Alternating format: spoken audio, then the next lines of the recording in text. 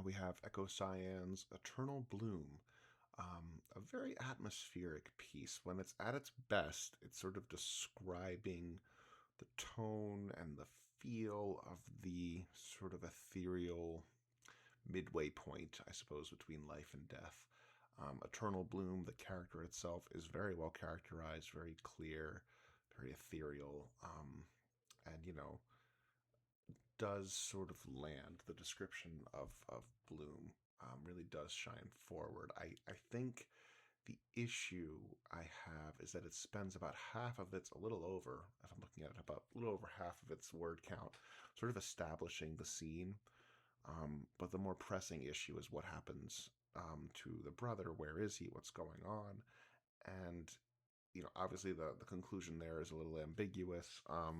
But you know, obviously everyone shall die, but it doesn't seem like it happened yet.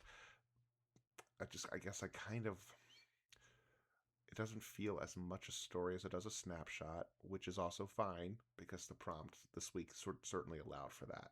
So this really does feel, I guess, more so like the description of a place, how it goes, who shepherds there, the character flashing back and recalling the death and all of that. It works, but I think the first half of this is extremely strong. Um, really, up until then, I am dead, right?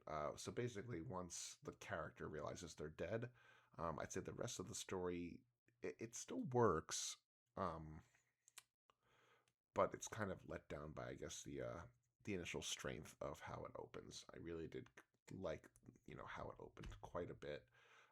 No major problems with the prose. Everything is nice and tight. Didn't see anything that struggled in the polishing aspect. So overall, not a bad piece at all.